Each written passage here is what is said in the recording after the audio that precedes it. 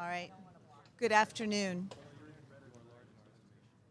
I want to thank our friends at Philabundance, Senator Casey, Mayor Kenny, Councilwoman Kim, Eileen Cipriani from the Department of Workforce Development, labor leaders from the NETU and AFGE, Deputy Mayor to Labor, Rich Laser, State Senator Tim Carney, State Representative Liz Fiedler, Kathy Fisher from the Philadelphia Coalition Against Hunger, and the countless organizations who are working to support families across the region and those affected by the shutdown.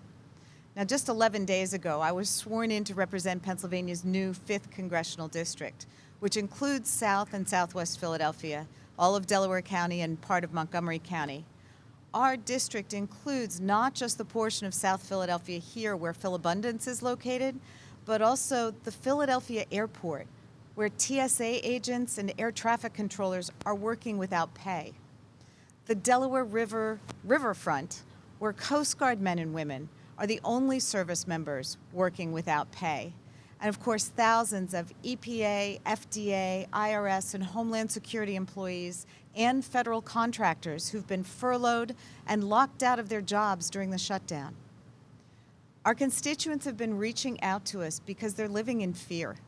Their fear of not being able to pay their rent or their mortgages, their school tuition, their child care, or being able to put food on the table. And families who rely on SNAP and nutrition assistance programs will face disruption as soon as next week. So Senator Casey and I wanted to bring everyone together to address the impact that the shutdown is having on families in this region and across the state, and to share the resources available to them through this time, and to share some info on how we all can help our neighbors as they've been impacted by this extraordinary situation. The shutdown has already cost our economy $3.6 billion. The lost wages, missed mortgage payments, credit card debt, and outstanding medical bills will follow American families for years.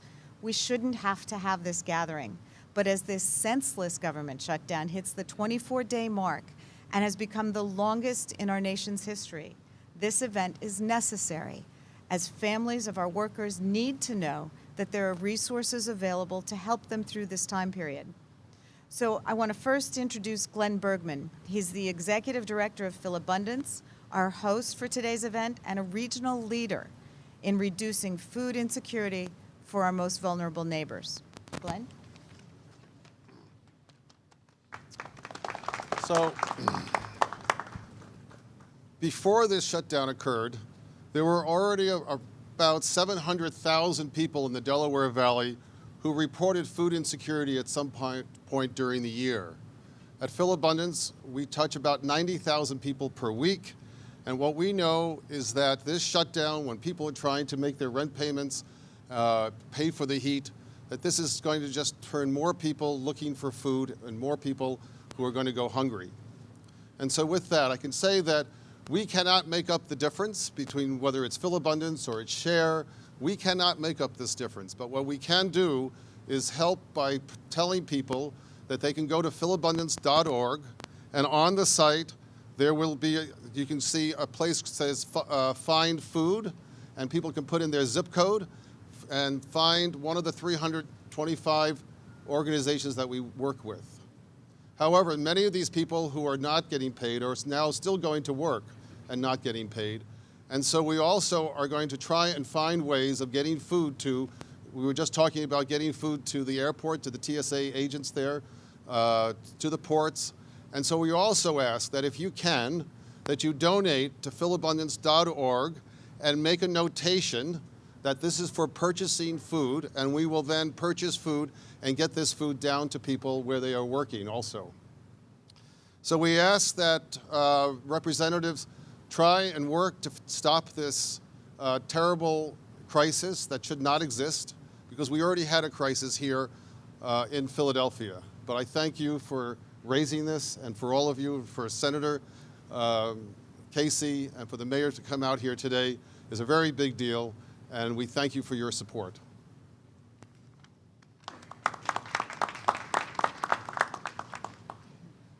Next, I want to bring up my friend, Senator Bob Casey, who's been a champion for families and children and is doing what he can on the Senate side to reopen the government. Well, good morning. Thank you. I wanted to thank United States Representative Scanlon for calling us together today and for making us a part of this. Mayor Kenny, we're honored by your presence here. So many distinguished elected officials who are with us, federal, state, and Philadelphia officials.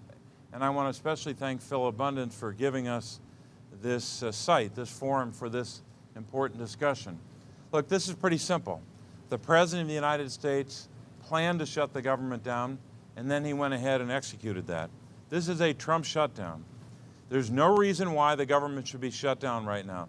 The United States House of Representatives has already passed legislation to open up 8 of the 9 departments that are shut down right now.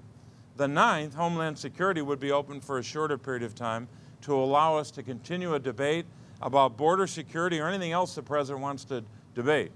We all know we can have a debate about that. But he should not be taking hostages. Hostages not just in the form of government agencies, 9 departments of government, I should say, but also hostages in terms of the people who will be adversely affected and are already being adversely affected by the shutdown. The individuals whose pay will be affected. That's just happening now. And we come together to talk about the SNAP program, the Supplemental Nutrition Assistance Program, or other nutrition programs, or the Women, Infants, and Children's Program, and child nutrition programs, just by way of 1 or 2 examples, we can see the adverse impact on a lot of Americans. Why is the SNAP program important? It's important to Pennsylvania because something on the order of 1.8 million Pennsylvanians receive Supplemental Nutrition Assistance Program benefits. That's good for them, and we should make sure that there's certainty for that, not just certainty for the month of February, but make sure that it's there for as long as they need it. It's also good for the rest of us. When you spend $1 on SNAP, we all get back in our economy $1.80. That's a pretty good return on investment for an important nutrition program for our families. It's important for seniors, it's important for people with disabilities, and it's important for children. All of those Americans are benefited by the SNAP program. How about the WIC program, the Women, Infants, and Children's Program?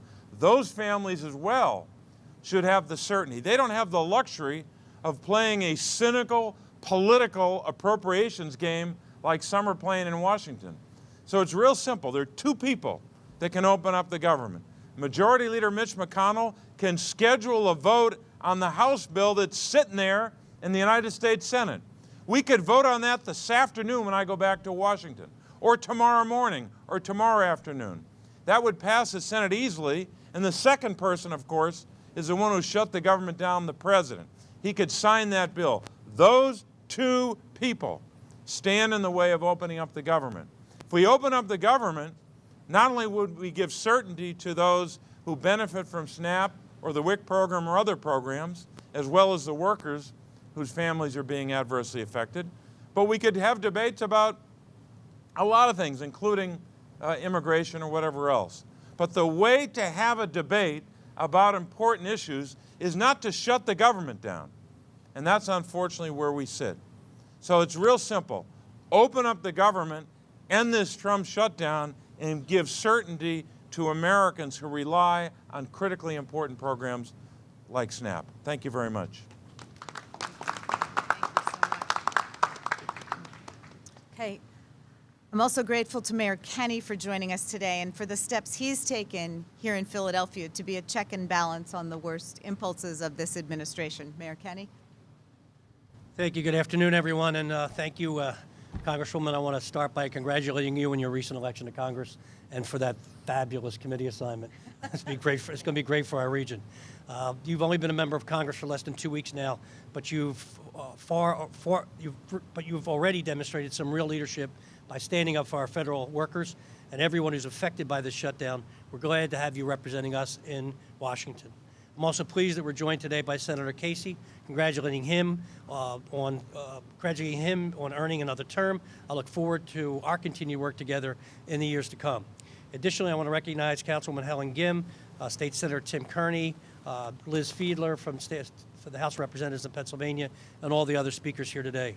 We're all in agreement that this current situation is completely unacceptable. No one should have to show up to work and still not know when they're receiving their paycheck. We're doing what we can at the local level to help the workers who are directly impacted by the shutdown. We encourage any furloughed or unpaid employees to visit one of our Benny Philly centers where they can be screened for benefits that they may be eligible for. This includes short-term benefits that have become available due to their not receiving a paycheck. They should go to just Google Benephilly and the screen will come up and show you where to go and where to call. We also have our financial empowerment centers, which are available to any of these employees considering their options to make ends meet during the shutdown. The financial counselors at these centers can help you make your best decisions during these difficult times. For employees struggling with rent or mortgage payments, a visit to one of Philadelphia's housing counselors can help to know what options and resources are available to you to avoid default. Housing counselors can help you work with your mortgage company or understand what options are available for payment. And of course, the shutdown has impacts on other programs. People who are those who are on, as Senator Casey said, on the SNAP benefits are also in jeopardy. So we would like to make sure that we extend the opportunity that we can help our people in need here individually and to make sure that we continue to urge the government to get back open and to urge the president that we don't need a stupid wall. So thank you very much. Next, I want to bring up a tireless advocate for the health and well-being of children in the city of Philadelphia, Councilwoman Helen Kim. Thank you so much, Congresswoman. I cannot say how proud I am to have you as my Congresswoman in the city of Philadelphia and representing this nation. It's no surprise that Congresswoman Scanlon's work and tireless advocacy on behalf of Philadelphia children and Pennsylvania children all across the state has now translated into her tremendous advocacy on the national level to speak out at a time like this. And thank you very much to Mayor Kenny, to our fantastic new state leaders. We are unified in our statement and our belief that we have stood up for Philadelphia and Pennsylvania families and especially children in this Commonwealth. And that one of the greatest dangers that 500,000 Philadelphians face right now and millions of Pennsylvania children is an administration that would threaten their very livelihoods, that would put their children at risk simply for a perverse fantasy and the mercurial whims of a president who governs by chaos, incompetence, and cruelty.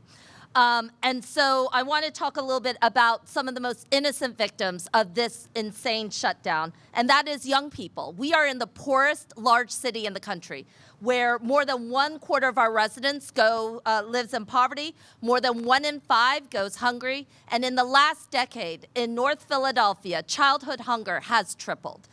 It is almost inconceivable that with this much at risk, that there would be any threat to essential programs like SNAP, which benefits people all across the nation, but I especially want to talk about children. And the elderly, people with disabilities, our veterans who are deeply hurt by and are deeply threatened by what could happen.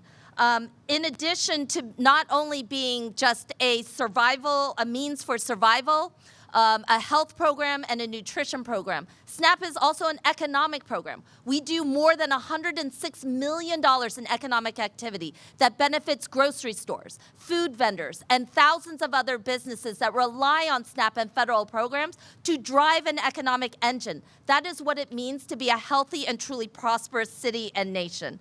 And in addition, it's important to know that the shutdown threatens essential programs like our school lunch program, our school food and breakfast programs that impact thousands and thousands, hundreds of thousands of children in the city of Philadelphia. Every single one of our Philadelphia school children is eligible for free lunch and breakfast thanks to programs like Senator Casey, who has involved and made sure that high poverty cities like ours don't have to run through hoops when they're asking for these benefits. The families who rely on these funding benefits rely on our government to have solutions.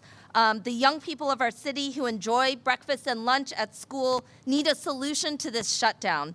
And we cannot continue to hold American families hostage while the perversions and the cruelties of this administration run at play. That's why I'm incredibly honored. We're more than just pleading, we're more than just declaring. We're demanding we join with the voices of millions of Americans to end the shutdown immediately. Let's put America and back to work and centralize our children. Thank you.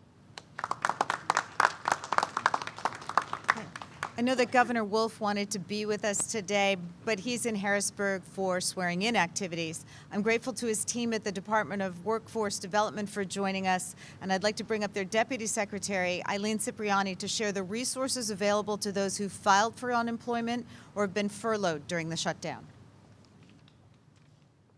Thank you, and thank you, Congresswoman.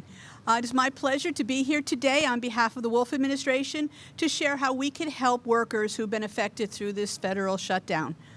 A core component of the Department of Labor and Industry's mission is to look out for the well-being of Pennsylvania workers. Through our Rapid Response Program, we intend to use our resources to strive to lessen the impact the furlough is having on the quality of life of the families of the affected federal workers. When a furlough occurs in businesses across the state, we deploy our rapid response team to assist affected workers. And although this is not a typical furlough, our team is ready to assist. The Rapid Response Program was developed to help dislocated workers that are part of a large layoff. Its primary objective is to provide the resources and services these workers need to get back to work very quickly. Another alternative of the program is for us to use our specialists to pull together teams of experts, subject matter experts, and local resources together to help provide supportive services for those impacted during this shutdown. So our rapid response team will be setting up events across the state where there are large numbers of federal affected workers. These events will bring together local community resources to assist workers and their families. We will offer financial counseling, credit counseling, crisis counseling, and locations and opportunities for food banks. Some of the community partners that we will invite to join us will be the United Way, who offer assistance with tax return filing, emergency food programs, prescription assistance, and stress management, and of course, credit counseling services. The credit counseling services, if you're struggling to make ends meet, they will be able to help you establish funding priorities through budget counseling, credit counseling, and mortgage restructuring. County assistance offices will also be contacted, and they will be included for their assistance in helping provide groceries, help with bills, help with housing, help with supplemental nutrition program advice, shelter and housing assistance, and utility assistance. Our CareerLink staff also stands by ready to help with resume workshops or career counseling for those interested in changing careers during this time. In addition to our rapid response program, some federal workers are eligible for unemployment compensation. The federal government has classified the federal workers into two groups. Employees that will be not reporting to work and not being paid may be eligible for unemployment compensation. There's a second group of employees, those that are required to go to work but are not being paid for their services performed after December 21st, 2018. They will not be eligible for unemployment compensation. Also, individuals that are awarded unemployment compensation, once they start to receive their pay and they are paid back, will be required to reimburse the unemployment compensation system for the monies that they have received. So as we pull this effort together, we will use our social media and our press avenues to make sure we get this information out. As of today, we're looking at two events to be set up in the very near future in the coming days in Philadelphia and another in Pittsburgh. So please follow our social media and our press releases so we can get that information out to you. Thank you. Okay, last but not least, I want to bring up some of our regional labor leaders who've been organizing and mobilizing our federal workers over the past few weeks to push back against the shutdown. First, I'm going to ask up Joe Schuker, the AFGE Region 7 Vice President. His organization represents over 11,000 federal workers throughout the area, and through conversations with him, I know how hard he's been working to try to support his members. Thank you, Congresswoman. I arrived at the Congresswoman's office Friday pretty much in a panic without any real plan. And now I'm at Philabundance, and we have some food possibly being delivered to the airport or available for pickup. So we're basically just trying to feed the employees. I just left I got off the phone. We had an organization, the Catholic Social Services, donated diapers. They didn't have any food, but they donated diapers to us. So I handed that off to one of the managers at the airport, who told me he had an officer with a 3-month-old child that didn't have money for Similac. So there's situations like that. We're basically trying to get food for our officers, and I've contacted Sunoco. And in the process of trying to maybe get gas cards that we could get the guys to work or work out a way to come to work. I was contacted by Lyft, and they've offered like a $300 sign-on bonus for our guys if they do 30 rides or something like that. So our officers are basically check to check, right? We have a lot of couples that are married to each other that have zero income coming in. And it's a stressful job as it is. So not getting paid is really elevated the stress level for the officers. So again, I'd like to thank you.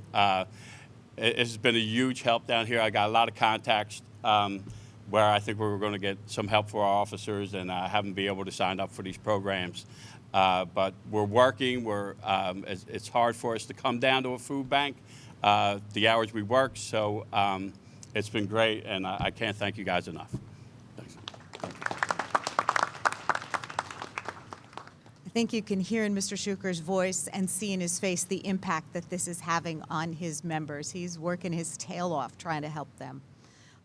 Next, I want you to hear from Alex J. Berman, the Executive Vice President of NTEU. Good afternoon. First, I'd like to thank Congresswoman Scanlon and all these fine elected officials for standing up for the many federal workers in the area and throughout the country. My chapter has roughly 3,000 members, Chapter 71 of NTEU, the National Treasury Employees Union. And it feels like all of them are contacting me.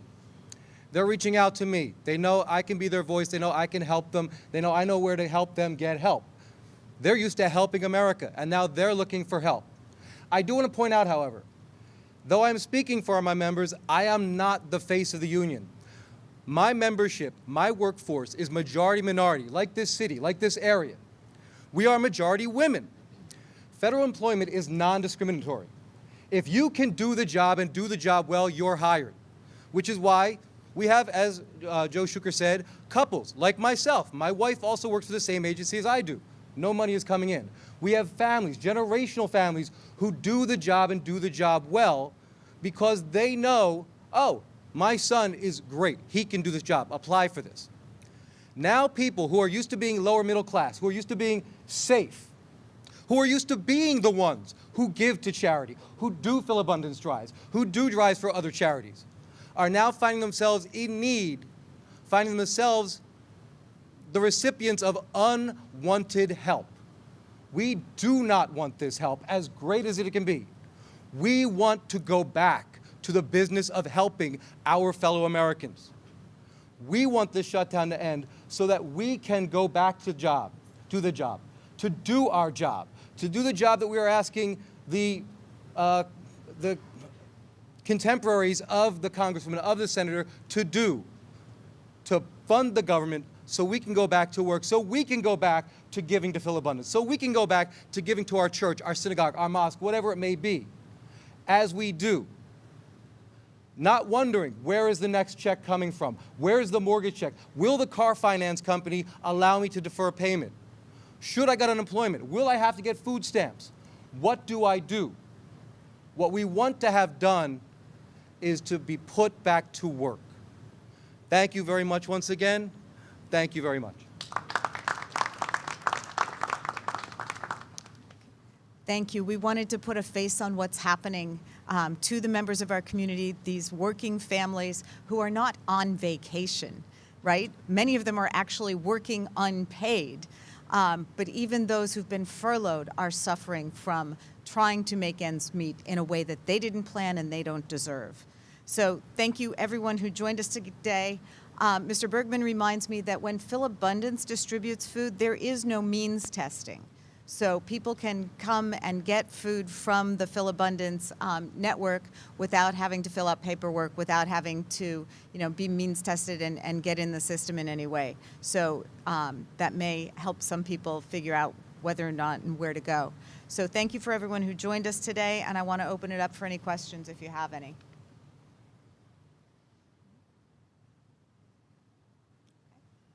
Okay, thank you all.